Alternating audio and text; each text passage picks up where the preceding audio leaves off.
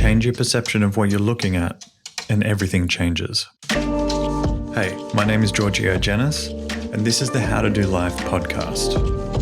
If you've ever felt that no matter what you try, something is missing, then you're in the right place. My aim with this podcast is to begin filling in those blanks for you. So open your mind and get ready, because I'm about to show you an entirely different way to look at your life. And once you've seen it, you can't unsee it. So let's get started.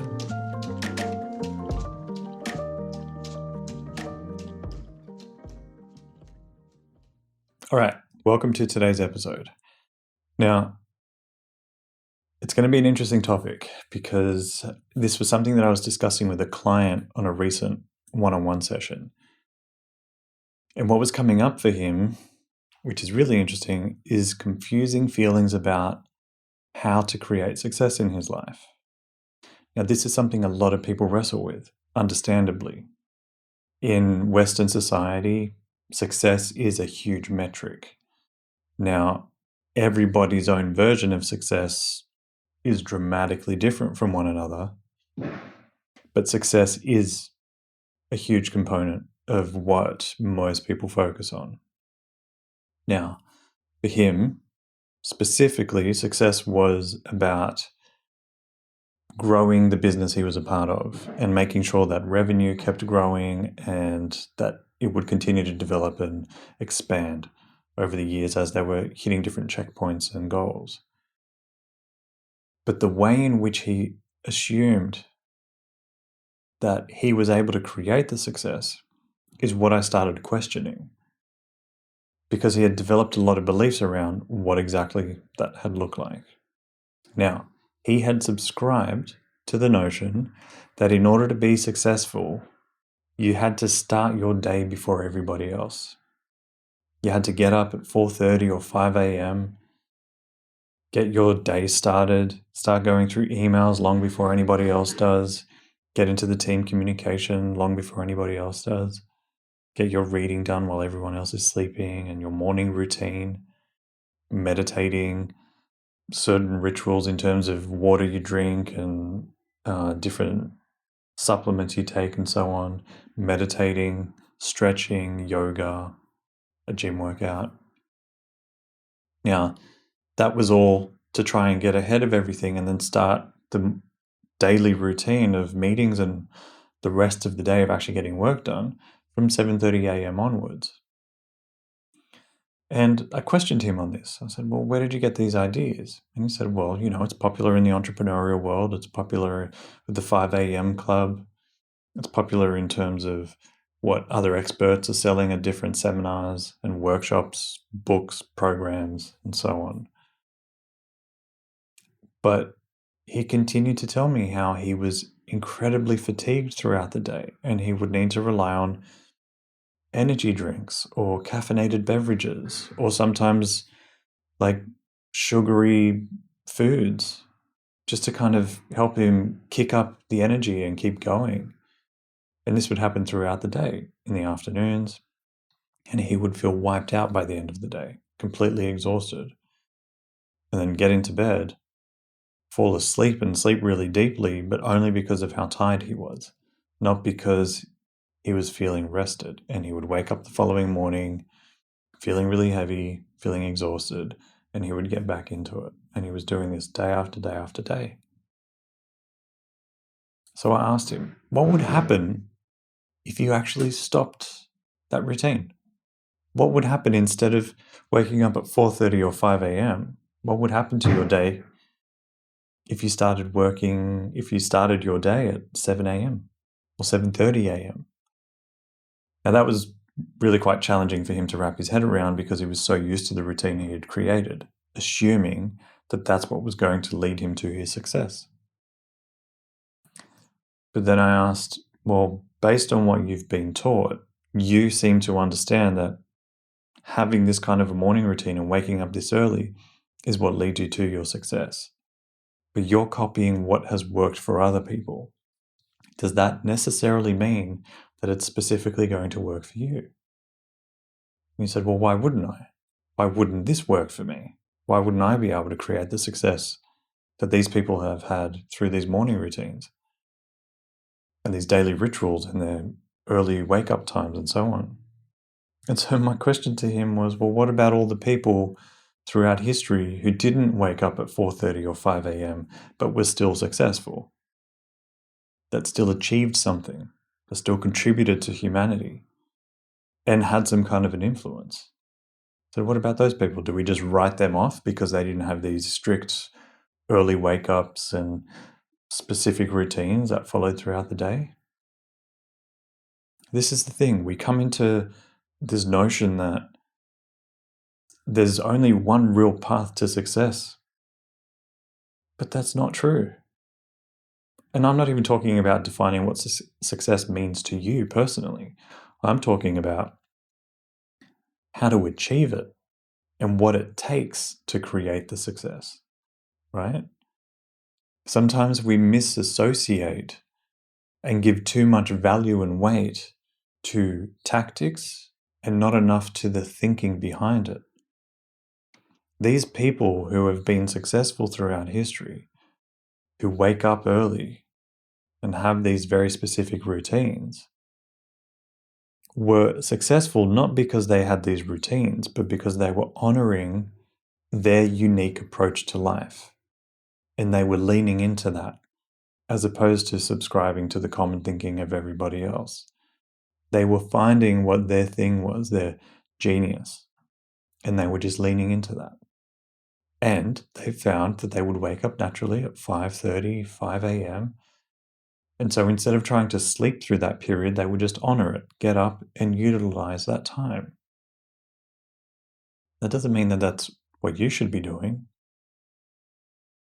In fact, if there is a should for you, it's finding out what your rhythm is. It's finding out what the ideal routine is for you according to this point in your life. And believe me, it's going to change. As time goes on and as you evolve and you enter into different stages of your life and achieve different goals and experience different achievements, your rhythm, your routine will evolve with you so long as you allow it to. I would not expect a mother who has just given birth to a child only a week ago to be honoring a routine and a strategy that she was doing when she was a full-time executive for 5 years straight. That's unrealistic and that's unfair. But then as she becomes a mother of a 20-something-year-old who has moved out of home and now she wants to refocus on her career, operating the way she was when she just had her newborn isn't sustainable either. We would change that. So honor what you're aligned with. Don't necessarily subscribe to what everybody else is doing because you think that's what made them successful. What actually made them successful was their framework of thinking. They were really inspired by what they were tackling, and they were hungry for it. So that may have led to them waking up early. They may have also been going to bed at 8:30 p.m. You may prefer your evenings. You might find that your evenings are actually something that you really cherish and you don't want to sacrifice. But if you're sacrificing that for an early morning wake up, because that's what successful people do, that's what hustlers do, then you're actually working against your opportunity to feel like some kind of a success in your own life and to feel like you're winning. The other thing that he was wrestling with was this notion of like, how do I win the day? How do I get on top of my day before everybody else does? And I asked him, what's a true metric of winning your day? Is it getting through your to-do list? Is it getting through all your tasks? Is it responding to everybody before they get a chance to reply to you? And he thought about it and he got a little stumped. He's like, I'm not entirely sure. I said, well, what about waking up? How is that for a win in the morning? We underappreciate these little components of life that actually mean a lot. And we only ever really question the smaller things in life when there's a catalyst or a crisis. When there's a death of a loved one or a family member or a friend, you really start appreciating the small things. You don't have to wait for these crises to take place for you to start appreciating the small things, like waking up in the morning and having another chance at another day. We take that for granted. There are people who are living at the moment who aren't sure if they're going to wake up tomorrow. The likelihood of you waking up tomorrow is probably a lot higher than theirs. But how much do you take that for granted? That's a win. What about having the opportunity to connect with people, share a message, do something that you're actually inspired by, or connect with somebody you actually deeply care about? Listen to a piece of music, read something that inspires you.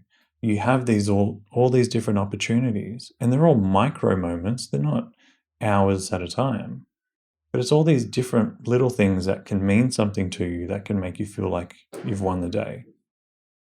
It doesn't have to be if you've done the first 4 hours of the day in a very specific sequence and a very strong set of rules and a strategy and a routine that ends up suffocating you and making you feel miserable. That's not a win.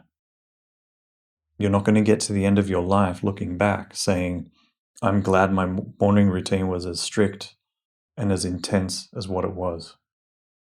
That's where all my cherished memories are from my morning routine. No, it's not. The cherished memories are from doing the things that actually inspired you, living life your way with authenticity, not subscribing to everybody else's framework, but finding your own framework. So I wanted to address this because I see this a lot, more than I'd like to, quite frankly. I see a lot of people wrestling with taking on these different frameworks of morning routines and evening routines, and doing this way over and over again is the way that we win. No, it's not. The ultimate win in life is being able to get to the end of your life and say, I lived authentically.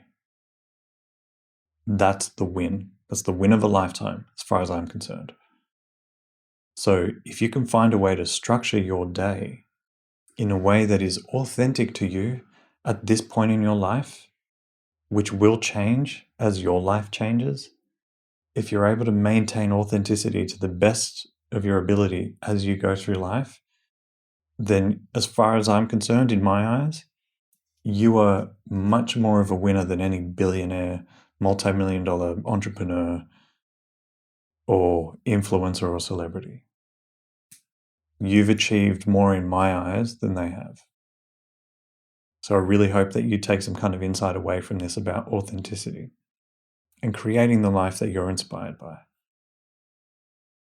So I hope this episode has been a little more inspirational in terms of getting you to think a little differently and not necessarily subscribing to what everybody else is preaching about the way you should be doing your life, your morning, your experiences. The only should there is getting clarity on what it means to you to create an authentic experience. So I hope this episode was valuable. Please make sure you subscribe wherever you're listening or watching to this. And if you've got any questions or anything like that, make sure you reach out through my website or through Instagram. You can find me at Giorgio Genius. All right, on that note, I'll see you in the next episode.